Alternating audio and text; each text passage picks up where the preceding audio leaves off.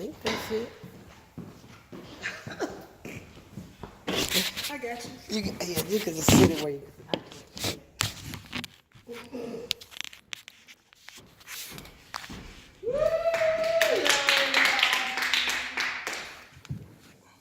I'm glad to be here. I'm glad to see you.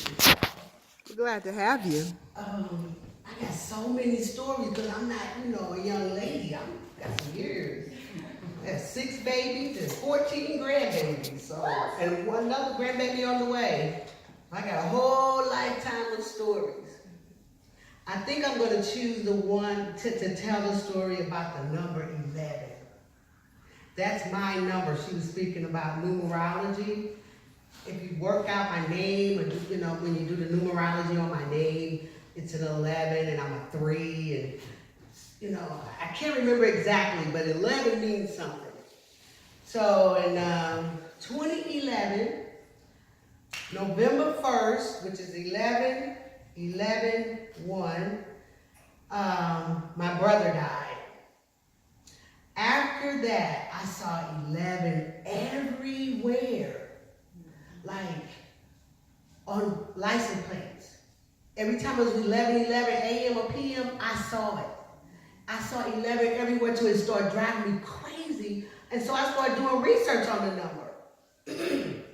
I found out that that's a special symbol that your angels give you to let you know that it's okay. You end up going in, at least that's what I took it to mean, that I'm going in the right direction and everything that's supposed to be happening it's happening, it's supposed to be happening. So everything I would get, like an ID at work, it'd be an 11. Anything. For example, I moved to Phoenix and I was living with these people and it wasn't working out. It became a hostile situation and I had to go to a shelter. And I didn't want to come back to St. Louis. I just couldn't do it. And I couldn't explain why. I had a Section 8 apartment come available for me, but I'm like, I don't care. I'm not coming back to St. Louis because I just knew that wasn't what God wanted me to do. So I stayed there in the shelter with the women, and it was one of the best experiences I've ever had in my life. Those women taught me about me and about how I had some things about me that God couldn't use. I had to get rid of that stuff.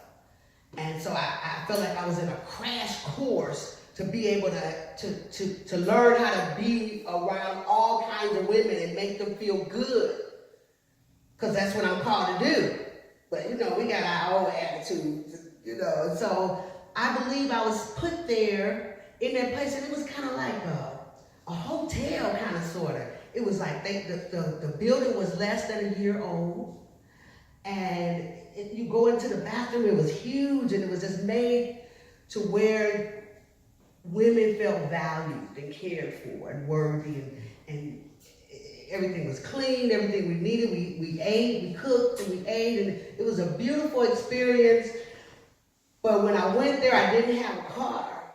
And it was, where I was an hour away from Phoenix. So this woman that was there was selling her car for $600. I had $600. But if I had not been there at that shelter, I wouldn't have had $600. So I bought that car. It was a 2000 Oldsmobile Alero.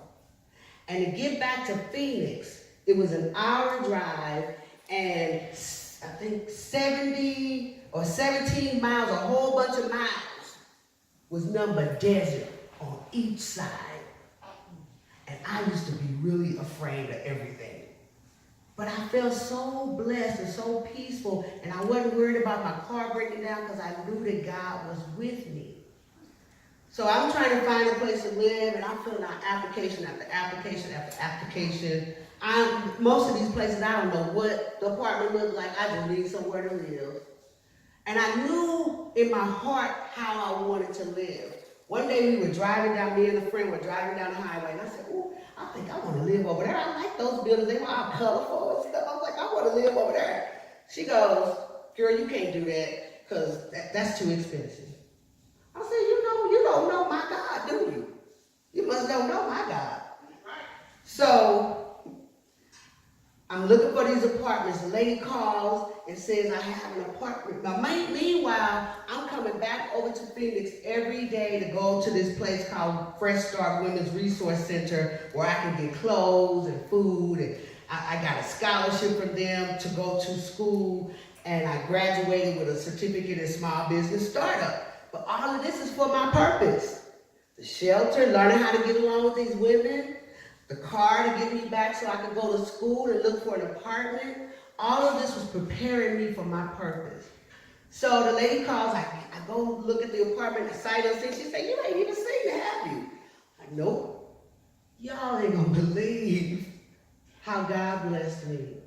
I was paying less than $500.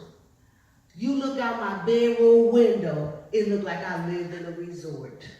The pool was right out there sparkling. It was clean. It was gated.